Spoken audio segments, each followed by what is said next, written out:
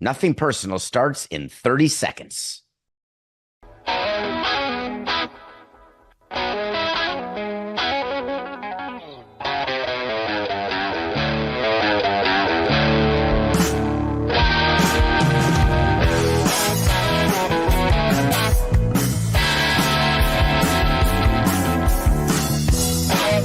It's just business. This is Nothing Personal.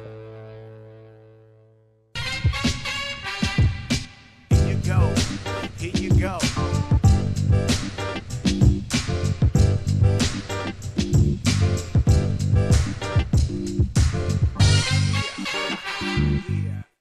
Disrespect. That's the Nothing Personal word of the day for this final day of April 30th, 2025. Disrespect is how Giannis felt at the end of the Bucks-Pacers game.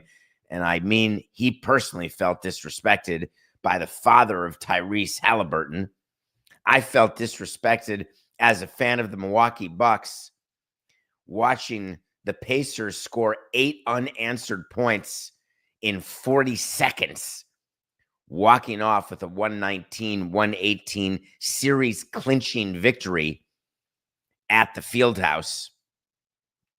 And that wasn't the story. And it should have been the story of the game. Pacers trying to clinch a spot in the second round. Bucks trying to hold on. Bucks without Lillard. Bucks with the distraction of what's going to happen with Giannis. Can Doc Rivers win a big series? Is he a championship coach? Are the Bucks in trouble? A million storylines. And now we're talking about something totally insane. So when you win a game like that, no matter how it happens, it's the equivalent of a walk-off in baseball where you were down 5 in the ninth and you score 5 to tie it, and then you get a walk-off solo home run to win the game, and everyone goes crazy. Players are out on the field. Imagine this in a playoff game. Wait a minute. I did that. Game 4 of the National League Division Series in 2003. Game 3, 4, 8, 6, 9. Game 3 of the NLDS. Go check it out, 2003. A walk-off, a Pudge Rodriguez walk-off.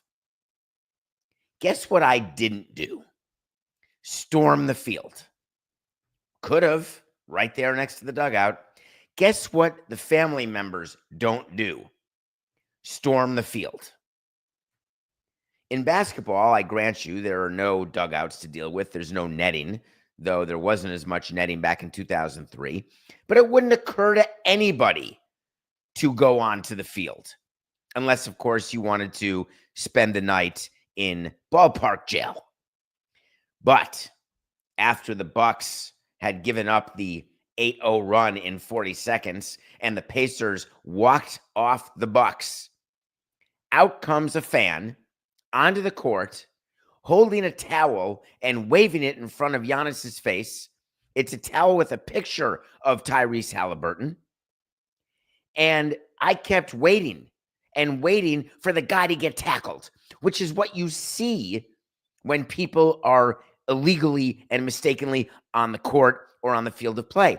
Except after a game when in college or in other places, people storm the court or storm the field and rip down the goalposts, and then it's a security nightmare, which as a host of an event would be my second worst nightmare that could take place at a game. Third worst nightmare that could take place at a game. But after this playoff game, there's a bunch of people on the court, there's total mayhem, and Giannis, who is not a small guy, is looking at this person who's waving a towel in his face and basically saying, yo, you better not come near me. And wouldn't you know it, it was the father of Tyrese Haliburton, who was approaching Giannis to rub Giannis's face in the loss that just had taken place in what to me is a wholly inexcusable behavior. Obviously, it became an issue. There were scrums and pushing and shoving going on after the game. Giannis, who is a gentle man, almost coming to blows with one of the Pacers players, Benedict Mathurin. But let's hear what Giannis said after the game about this, because you're going to be interested. Losing the game, emotions run high, having a fan, which at the moment I thought it was a fan, but then I realized it was Tyrese's son, which I love. Tyrese, I think, is a great competitor. He was his dad, sorry. Coming in the floor and showing me his son a towel with his face. This is what we do. This is what we effing do. This the F we do. This. I feel like that's very, very disrespectful. I'm happy for him, and I'm happy for his son, and I'm happy that he's happy for his son. That's how you're supposed to feel. But coming to me and disrespecting me and cursing at me, I think is totally unacceptable. Totally unacceptable. There is no scenario where Giannis is not in the right here. So much so that after Giannis had spoken to the media, Tyrese Haliburton spoke to the media and acknowledged, plain as day, my pops, he called him, his dad was in the wrong. And he is speaking to his dad, had spoken to his dad to tell him, stay off the court. When good things happen, I'll come to you to celebrate. And then Haliburton said that he will speak to Giannis and apologize. But it's not enough. I'd like to live in a world where apologizing is enough. We have a problem. There is a problem when you are at an arena where there is such access to players, there's such access to the court. It's the same thing that happens when you go to a show with a comedian or you're at a Broadway show where you feel like you deserve to be part of the action as opposed to a paying customer, an observer of the action. As president of a team, I still felt I was the observer. It never would have occurred to me to enter the field of play, even to defend my players in a situation where I felt they were wronged, or to celebrate in a situation where there is excitement or an outcome that you did not expect. A couple things are going to happen. Number one, the NBA is going to speak to the Pacers. They're going to speak to Tyrese Haliburton, and they're going to speak to Tyrese Haliburton's father. It would make sense if they suspended Tyrese Haliburton's father and did not allow him access to the next game.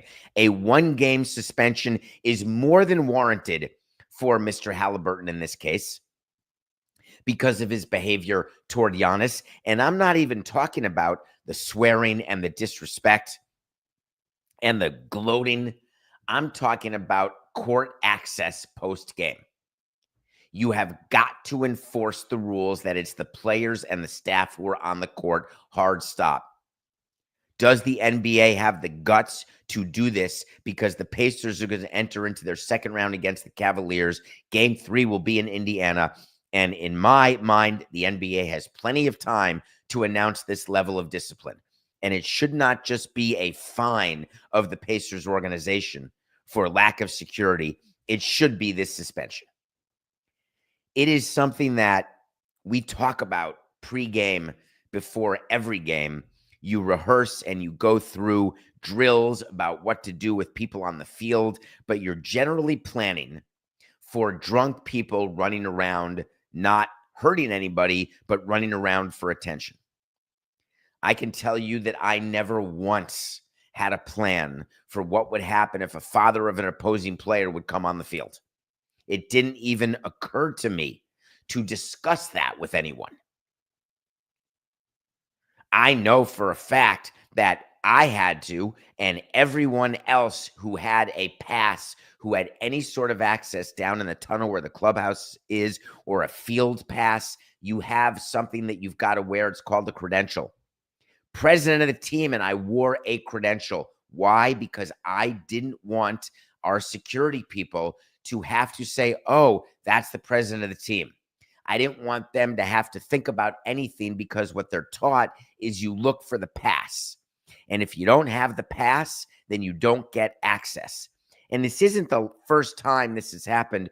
There was many instances, and Coca, you are going to have to help me rattle my brain, which given your setup today, I'm not sure you're going to be able to do. There was an example where the Toronto Raptors were on the road and their president of basketball operations was not allowed access to the court when there was a celebration of a title or of a series victory. And the excuse was there was no pass. And when I talked about that with you, I said passes are everything. We don't teach people to recognize fame or to recognize executives. We teach security people to recognize passes. Tyrese Haliburton's father did not have an on-court pass. Why? Because no one gets them. Think about what it was like at Madison Square Garden. Man, Coca, can we take a second here? Can we take one quick second on Madison Square Garden? I would like everyone to please, if you have an opportunity in your life, and there are 92% of you who are not in New York, try to go to the world's most famous arena for any event. If you can go for a Knicks or Ranger game, that would be the preference, or to go for a concert, that would be just as good. Going to the Garden is a bucket list, whether you're a sports fan or not. And I was lucky enough to go to a game last night, starting with walking in through the facial recognition that we've talked about on the Sporting Class with Pablo. We've talked about on this show. Jimmy Dolan, the owner, wanting to make sure that I had no pending action against the Knicks as a lawyer. Though, of course, I was concerned with the criticism that I'd given on Nothing Personal. I was saying to Jeffrey Lurie, who I was with, hey, I may be stopped here because he may have my face to be recognized as an enemy of the state, but made it through. Did not get tagged for a further security check, got a free towel, went to my seat, and it became this experience where going to the Garden, it's been renovated since I was there as a heckling young man watching the Knicks through the 80s and 90s. The highlight, Coca, of the night was getting a chance to talk to Bill Bradley. Bill Bradley, who there were so many celebrities there. I was sitting right behind Mad Dog Russo and Stevie Van Zandt, Little Steven, Stephen A. Smith. You see Ben Stiller and Chris Rock, and it's just this whole atmosphere. Meanwhile, the coolest celebrity there was Senator Bill Bradley, whose name is in the rafters, who went completely unrecognized and unspoken to. We're watching a Knicks team that hasn't won a title since 1973. Oh, yeah, that's Bill Bradley. It would seem to me that he would be one of the Knicks alums to sit courtside first row with Patrick Ewing, Carmelo Anthony, Bernard King. I love these guys. Tim Thomas, Stephon Marbury. I'm in. Allen Houston, I'm in. But guess what I'm out on? 0 rings. Not one. The guy with the ring, not courtside, and not spoken to. So I spent the entire halftime with him, Coca, talking about games of yesteryear and talking about the NBA today, and saying to him, any interest in coming on Nothing Personal? And him responding with his daughter. This is, Coca, how I know that this show is making progress. Him saying, will you review the movie I did? I felt like I had died and gone to heaven. So I am going to watch Bill Bradley's movie. It's on YouTube called Rolling Along. And then we're going to see if we can't find a time to get the senator on this show to talk about all things sport, basketball, championship, and life. But it was a really interesting game to go to, the Knicks game, because I'm no longer the screaming fan, Coca. I sit there. I'm actually wearing the exact clothes I wore to the game. I'm not sure why I wanted to save the $1.75 and dry cleaning on the shirt. This was next up, and I happened to wear next up out last night, but next up means I had to wear it this morning, but there's no one around me, so it doesn't smell. I'm good. So I'm watching the Knicks game, and I can't believe the stat that the New York Knicks have not clinched a playoff series on their home court since 1999. That was the playoff run that ended in a loss to the San Antonio Spurs in the finals. That's when Patrick Ewing got hurt. That was Latrell Sprewell. That's when you thought we could win a title, though I didn't love that team the way I loved the 1994 John Starks, Anthony Mason, Charles Oakley, Patrick Ewing team. All of that said, The biggest playoff memory that many of us have who are over 35 is of Reggie Miller. Reggie Miller, who scored 8 points in 8.9 seconds. And I was at that game and watched that 9 seconds from the tunnel on a TV, because that's what you do as a New Yorker. You get out early, and the Knicks were down 8. It's over, or they were up. It was over, and Reggie Miller comes back and they win the game. And you never forget that moment. And you tell people, I was at that game, but I didn't watch it live. Totally fine. Coming off a game where the Pacers had just scored 8 points in 40 seconds, and I was watching it on a little phone screen with Chris Russo. Fine. The Knicks almost did the same thing, and I had never witnessed that. I'm back in the tunnel, back behind on TV. Knicks hit a couple threes, but they fall short and lose 106-103. Jalen Brunson had a subpar game, shooting 4 for 16. When you have a chance to clinch a series at home in Game 5, you remember the mentality of when you're down 3-1. You say, just win one on the road, Game 5. You get to go home for Game 6. You win that. And Game 7, anything can happen. So now that's where the Knicks Pistons are. Anything can happen.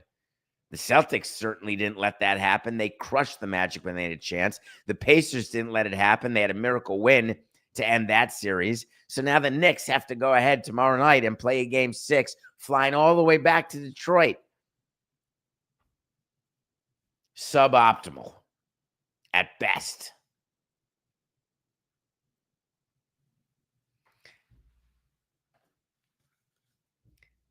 Summer's coming up, and I've got just what you need to get back on the healthy track. It's time for you to try Huel. What is Huel? It's a ready-to-go drink packed with healthy vitamins and minerals and 35 grams of protein. Whenever I'm on the run and need something quick and easy to fuel up, I just grab a Huel, and my go-to lately is the chocolate one. Put down the fast food and replace it with a fast drink, one you know needs no prep, no hassle. You just grab and crack it. Huel will save you time and money. Black Edition Ready to Drink is a meal in a bottle. One bottle contains 35 grams of protein, 25 vitamins and minerals, and is low in sugar. Huel is a perfectly balanced meal designed by nutrition experts and takes the guesswork out of healthy eating. New customers visit Huel.com/Samson today and use code Samson to get 15% off your first order, plus a free gift.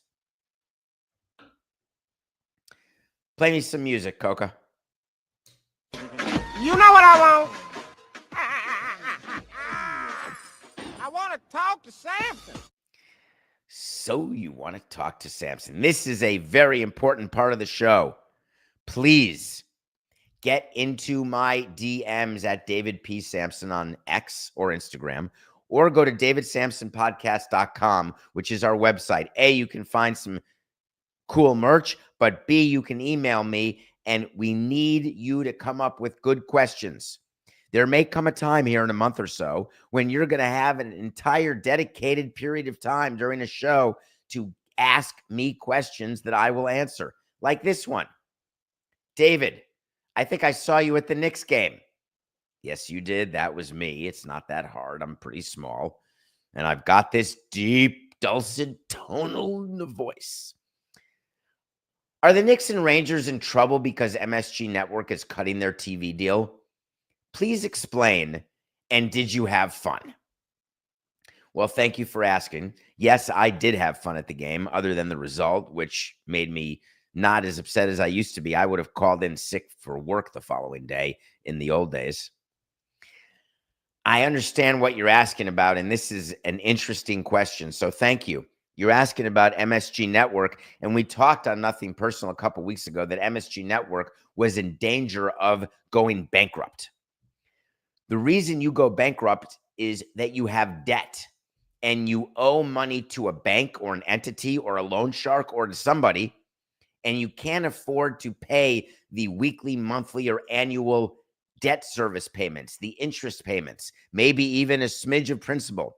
When you can't afford, because you don't have the cash to pay somebody what they're owed, that entity or person has the right to collect it. You've heard the concept of bank foreclosure. Believe me when I tell you, banks don't want to foreclose on your home. They want to find a way not to own any of the assets that you have and collect what you have and then sell it at some auction. They want you to pay them back. That's individually. When a company borrows money, they also want to be paid back, but they are also willing to do something called refinance, which is, you may know that from personal life, but when a bank will refinance your debt as a company, what it really means is instead of the money being owed today, they will extend today out until tomorrow. And what the bank will do is they will say to you, you owe us $1 million today, but we'll let you pay it 2 weeks from today. But in order to do that, we're going to charge you extra interest, or we're going to take extra different collateral, or we're going to demand that you restructure what you do in order to make it possible, if not probable, that you'll be able to repay the money in 2 weeks. MSG Network is a separate entity that is owned in part by the people who own the Knicks and Rangers, the Dolan family.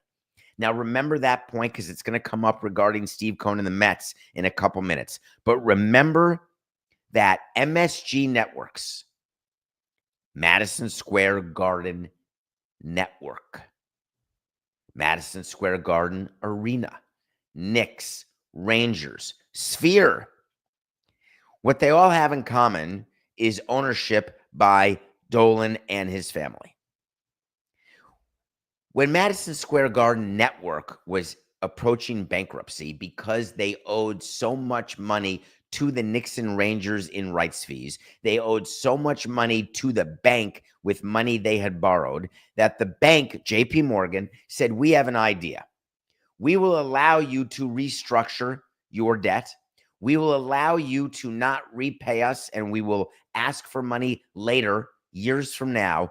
But the demand we're going to make is that you pay the Knicks and Rangers fewer dollars than what you owe them. Break the contract, redo the contract. Does that sound familiar? Do you remember when Bally's, which is now FanDuel, remember when they were bankrupt and all of the deals they had, the RSN deals with the teams, whether it was the Marlins or the Braves, just go team by team, both in NHL, NBA, and MLB. Remember what they did? They restructured all the TV rights deals. They made them all 1-year deals instead of 10-year deals. They cut the fees by anywhere between 25 and 50%. It caused the St. Louis Cardinals president to say to you, hey, our revenue's down, our TV revenue's down. That's why our payroll's down. That's why we're not winning. All of this should ring familiar to you. What happened with MSG is they went to the Knicks and Rangers and said, hey, listen, just so you know, we used to pay you $148 million, but now we're only going to pay you $106 million. Yes, it's true that this is Jim Dolan talking to himself from one pocket to the other. Hey, Jim, owner of MSG Network, are you going to keep paying me $148 million? Because this is Jim, the owner of the Knicks. Jim, the owner of MSG Network, says, I can't afford to pay you $148. The bank won't let me. We're going bankrupt because the world of cable and cord cutters and cord nevers is upon us. So listen, Jim Dolan, owner of the Knicks, either accept the new $106 million that we'll pay you, or you're going to get zero because we're not going to be able to pay you a thing. Owner of the Knicks says, all right, fine, we'll take 106. The owner of the network says, thank you. Let me make sure JP Morgan's okay. JP Morgan says, good job, owner of the network, convincing the owner of the team to take less money. You see the conflict here? This is like Jerry Jones type stuff. When the owner and the GM are having a meeting, but they only need one glass of water. The negotiation between the Knicks, Rangers, and MSG Network only takes one placemat, one setting of cutlery, because it's one guy talking to one guy saying, hey, this is how it's going to work. And you know why this works so well? Because it lowers the revenue that the Knicks have, which lowers the revenue that the NBA has, which has an automatic impact on salary cap.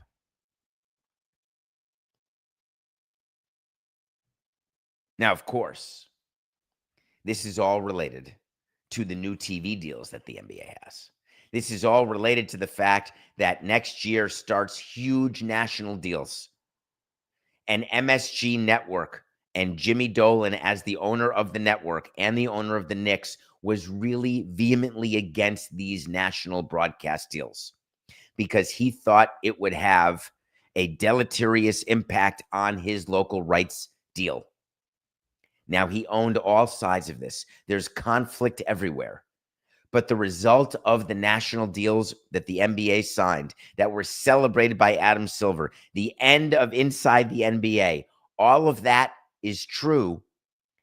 But it is also true that the Knicks end up as a team in trouble.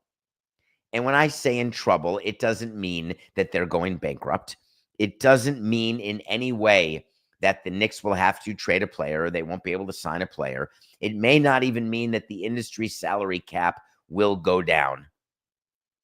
But what it does mean is that inside the Dolan empire, as they look at their individual assets, Knicks, Rangers, Sphere, the network, there are financials for each of those entities. There are public stock issues as it relates to each of these entities. It is not a shell game, but it is a complicated financial puzzle that gets solved when you own more than one entity, but they're all related. The bottom line is that the change that is being made for the Knicks and Rangers has a ripple effect, but the way it was done was exactly to be expected. When you have a team and you don't own your network, it's a totally different situation. For those of you in New York, staying in New York, you may remember that when Steve Cohen bought the Mets, what he did not buy was SNY, which is the regional sports network that shows Mets games. That regional sports network was owned by the Wilpons, is owned by the Wilpon family, former Mets owners. They don't own the entire SNY, much like the Steinbrenners don't own the entire Yes Network, much like the Dolans don't necessarily own the entire MSG Network. What we read yesterday is there is a report that the Wilpon family, on behalf of the other owners of SNY, may be looking to sell the network. And it should get all of you thinking. The reason why SNY is looking to sell is the same reason why MLB is looking to license its MLB.TV. It's the same reason why there's a problem everywhere with regional sports networks, because their values are decreasing. So if you are the Wilpon family, which has a home office companies called Sterling Equities, that was the entities that own the Mets, etc. Those are Wilpon-controlled entities. And you own 65% of a network.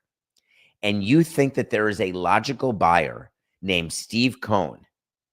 It would make no sense to hold on to that asset, because you know that the reason SNY used to be valuable was that you kept collecting money from cable companies.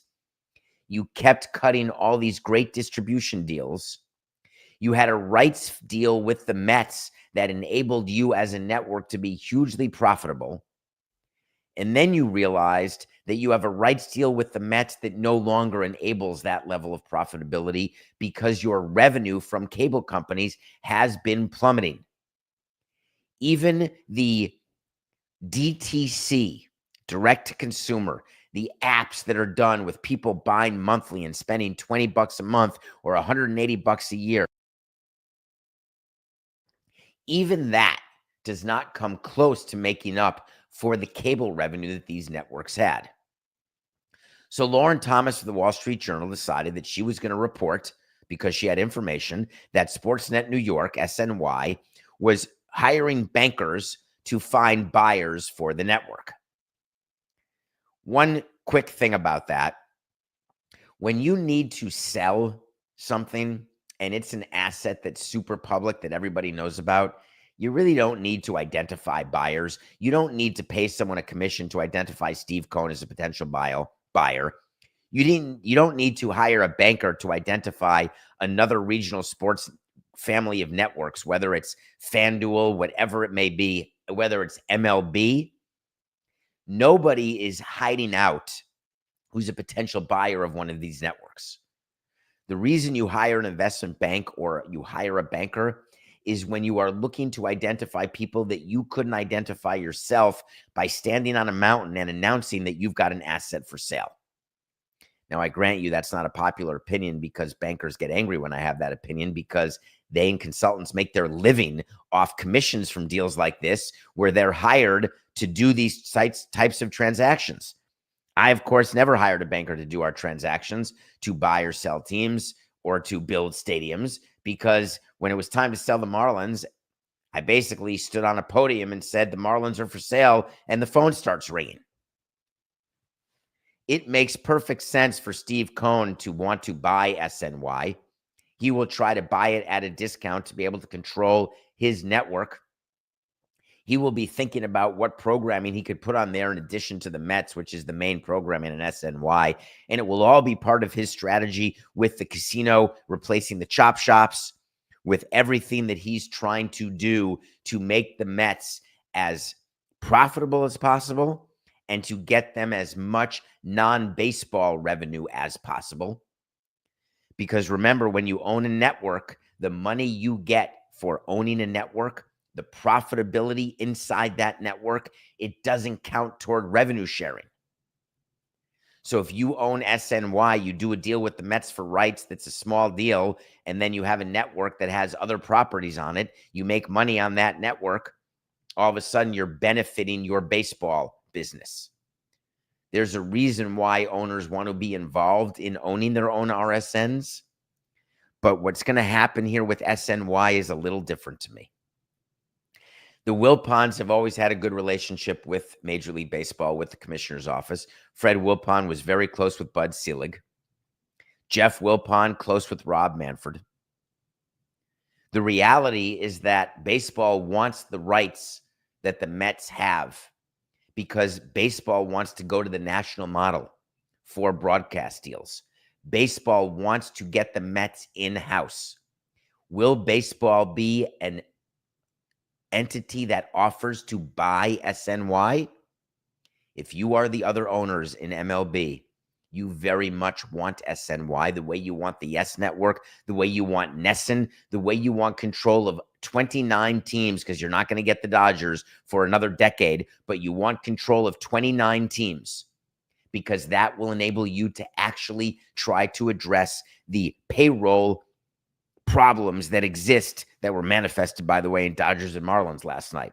So this is a big business deal that we should all watch for, and we'll keep discussing on Nothing Personal. I promise you that. All right, we're going to take a break. When we come back, I watched a movie super late last night, and then I want to talk about what's going on in Baltimore, and we're going to do all of that after the break.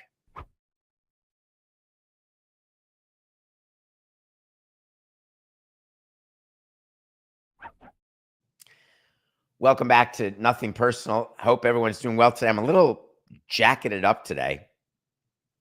I have that sort of midweek tired that exists when you had something really cool happen last night, and I really did enjoy going back to the Garden where I had not been in quite a while. And I, of course, still have to watch a movie and still talk to Coca, talking about our show and what we're going to talk about. But I did squeeze in. I mean, when you say squeeze in, you're talking about post Nuggets Clippers squeeze. So that's like a 1:30 to 3:15 squeeze. But it was a squeeze nonetheless. A movie called Ex-Husbands. Now, as you know, I don't watch trailers. I didn't read reviews. I assumed that it was potentially a autobiography, or it would be just a biography. But in this case, it was Griffin Dunn. And the guy, Coca, who is rumored to be playing James Bond post Daniel Craig, which I was not aware. I, for whatever reason, thought it was Elba. But anyway, think about a movie where it's a father who is getting divorced from Rosanna Arquette. It's a son who's trying to get married, but may or may not get married. It's about a grandfather who's thinking about a divorce in his 80s or 90s. And it's a story about these ex-husbands, fathers and sons, and how they deal with the reality of life of being an ex-husband. It is a very charming movie. The dialogue is crisp. The music is emotive. The story may seem old and boring to you, but actually the way the writer and director, I believe his name, Coco, was Noah Pritzker, but I'm saying that off the top of my head, so I may have gotten that wrong. But the way that he decided to let scenes breathe and to let actors act, I found to be compelling. It's a movie that you'd think in the middle of the night, you're going to close your eyes and fall asleep, but I did not waver at all. If you are an ex-husband or thinking of being an ex-husband, or you have an ex-husband, or you're a child of parents who are divorced, you may want to check out Ex-Husbands and try to see if you can come up with a little empathy. Nothing personal pick of the day. You take a step forward, you take a step back. You have a 2-0 night, you follow up by an 0-2 night. I can't believe I had the Knicks 5.5 over the Pistons. I ought to know better. I ought to know that when I'm going to a game, and for whatever reason, we always try to double down on our pleasure as opposed to hedging it. If I took the Pistons plus 5.5 and the Knicks blew them out, I'd be happy because the Knicks blew them out and they won the series. If the Knicks don't blow them out and the Pistons cover or win the game, I'm upset that, ideally the Knicks don't cover but win. But in a scenario where you have the Pistons and they win outright, you're upset the Knicks lost, but you got the gambling win. But for whatever reason, so many people bet with their heart on the homer, and that's what I did. And I lost. I'm far more concerned about what happened with my Marlins pick. I am living in some world, in some alternate universe, where Sandy Alcantara is an ace, where he is not just coming off Tommy John, but he is still able to be a number one starter. Sandy Alcantara was plus 160, and I told us to take it because how are we ever going to get Sandy plus 160 again? And then I watched the game and realized, oh my God, he stinks. Now, it is hard to come back from Tommy John. You are not yourself for the first, it can be for an entire season. The Marlins have a problem on their hands because they want to trade Sandy and they want to maximize his value. And the guy has an 8+ ERA, and we're a month into the season. That means that what teams are willing to pay for Sandy has decreased, and you have lost an opportunity to maximize your asset. Does that mean they're going to keep him? No. If you're the Marlins, you can't keep Sandy because why would you pay anyone $17 million a year when your team is not in a window to win? It literally makes no sense. So I'm watching the Dodgers and Marlins sort of back and forth, multi-screen, post-Knick game, Nuggets, Clippers, yada, yada, yada. To make a long story short, the Marlins have a problem, and so does Sandy. Two interesting games that I'm going to try to watch tonight. Let's talk about the Lakers game tonight against the T-Wolves. T-Wolves trying to close them out.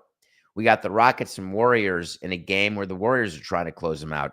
I got a pick for you today. I believe that both of those series will get extended, and we're going to get plus 118 for that belief because we're doing a Lakers-Rockets money line parlay. We're not asking the Lakers or Rockets to cover the point spread. We're asking them to win the darn game. And if both of them win the game and force game sixes, then you'll get plus 118. There's a pitcher pitching for the Minnesota Twins tonight, former Marlin. What some people would consider a number 2 starter, I consider more like a strong number 3, a number 1 or 2 on a bad team. Pablo Lopez is his name. He's only minus 130 with the Twins over the Guardians. Again, I see value in Lopez at that. He can go 7 if he's on. So we're going to go ahead and take Lopez and the Twins at minus 130 over the Guardians.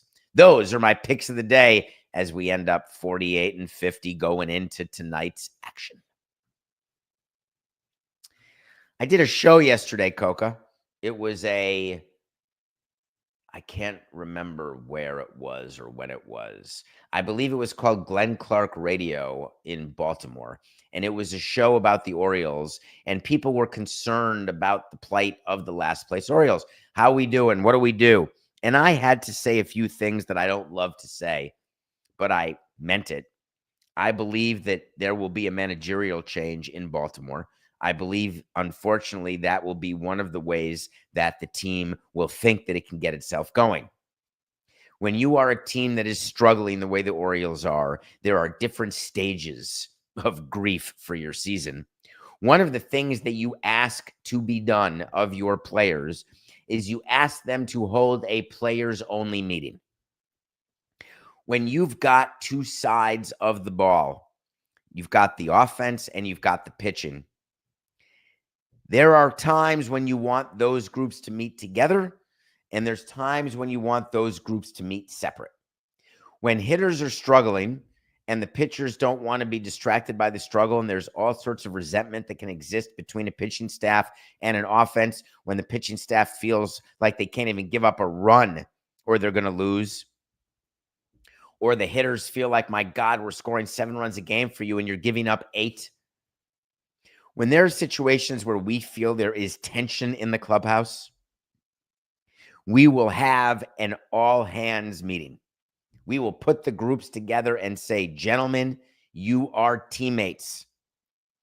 Do not blame one side of the ball for the failings of this team. We are all to blame. But there's also circumstances where you would call a meeting just hitters only or just pitchers only.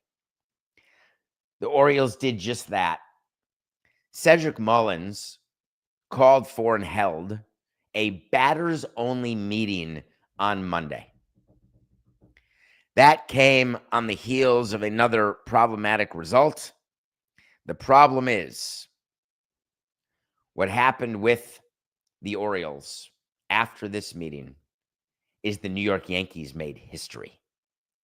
The New York Yankees hit back-to-back home runs for the second game this season. Never been done before. You remember they did it opening day.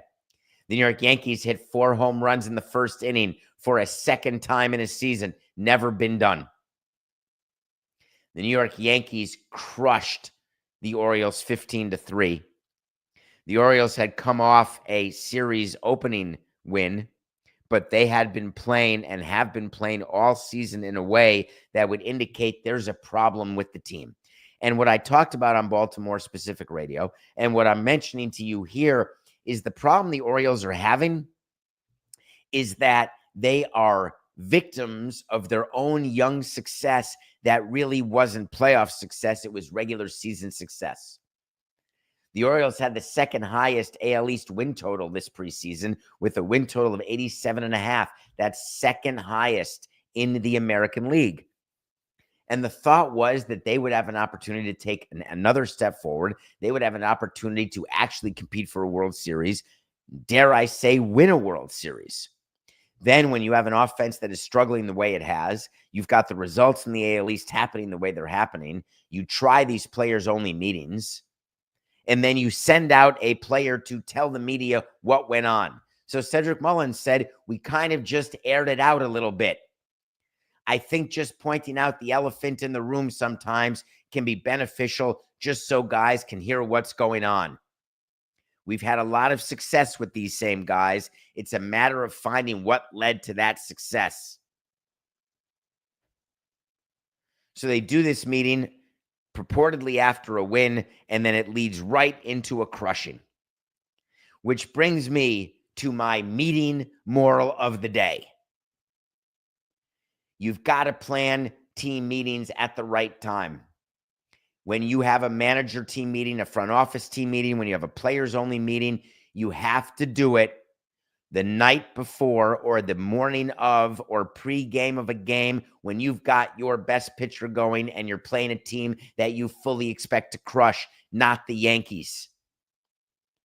When you are a team that has the 4th lowest batting average in all of baseball, the 6th lowest on-base percentage in all of baseball, and you're trying to get them going, you don't do it as you're about to face Carlos Rodon, who can shove it up your keister if he's on.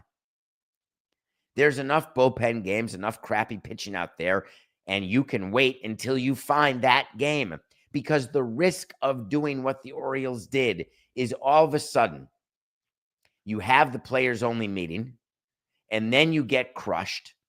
The Orioles team RA continues to grow. They're like over 5.5 now, which is second worst in MLB. The 15 runs, sure as heck fire didn't help. And all of a sudden, that team meeting has now been wasted. Another stop on the way to Fireville. What do you do when you have a player that you trade for and you really want to re-sign? I want to speak to my Cubs fans out there. One of them, Coca, said that our word of the day should have been man up, as in Cubs, man up and sign Kyle Tucker. Well, it was not the word of the day. We went with disrespect, but I do have a message for the Ricketts family. You want to sign Kyle Tucker? Here's what you don't do. You don't have it out there where somebody in the media, like a David Kaplan with the Cubs Recap podcast, can say, I'm hearing that the Cubs have wrapped their brain around. Doesn't mean he'll accept it, but wrap their brain around whatever it costs, we're paying it. And they want to keep Tucker. OMG, Coca. Can you imagine a worse negotiating position when you have a player and his agent read that the team has said, we're going to Edwin Jackson this thing? Now, that's a funny little thing for all the Cubs fans out there, that you should know what the Edwin Jackson contract is, when Tom Ricketts stepped up and said to Theo, hey, this rebuild stinks. I hate losing all these games. Just sign Edwin Jackson. Bring him to the Cubs. It'll make me feel better. Of course, it didn't do one thing. You do not go into a negotiation, especially with Kyle Tucker, who's having an MVP-type season for the Cubs, an absolute pitch-perfect acquisition, which we told you before the season will end up being the most important offseason move, the acquisition of Kyle Tucker, and it's happening. The last thing you want is now, hey, we'll do anything we have to keep him. We know you've got to keep Kyle Tucker. But why do you need to speak it into existence? There's one way you could sign Kyle Tucker now. Just give him Juan Soto's deal, and believe me, he'll sign with the Cubs right now. Give him Vladimir Guerrero's deal. He will sign with the Cubs right now. It is easy to sign a free agent, who your own or another, if you give more than anyone else will give. And there are owners who do that. But why? Why in the world would you ever want it out that you would? Here's what you got to do if you're the Cubs. Close your ears, Cubs fans. If you're the Cubs, you have to leak out something the exact opposite. We love Kyle Tucker. We'd love to have Kyle Tucker as a part of this organization, but it's got to be at a deal that makes sense for us. And if it does, we'll offer it and hope that Kyle takes it. Even if you end up giving in an irrational way during a negotiation, don't do it right out of the chute. Now you're dealing with a Cubs fan base that believes that Ricketts will do anything to sign Kyle Tucker, no matter how irrational. And if Ricketts doesn't do that, then all of a sudden the fan base is angry. Angry that they didn't do everything they could to retain this 28-year-old superstar. Why would an owner want to be in that position? It's completely asinine. This is the same organization that won a World Series in 2016 and let Rizzo and Bryant and Baez go. You remember that offseason. As well they should have, by the way, in my opinion. It is way better to let a player go than to overpay a player. And I would know because I've overpaid players and I've let them go. It feels way better to let him go than to be stuck with an overpay with a player who's underperforming, whether it's in year 1 or year 7. It feels terribly to have a team that is not full of players outperforming their contracts. How does this end? This ends with Kyle Tucker re-signing with the Cubs. My official wait to see when we tell you something's going to happen. If it does, great. If not, fine. Kyle Tucker will re-sign with the Cubs because they're going to sit at the table and Tom Ricketts is going to say, hey, it's just business. Tucker's going to say, thanks a lot. It's nothing personal.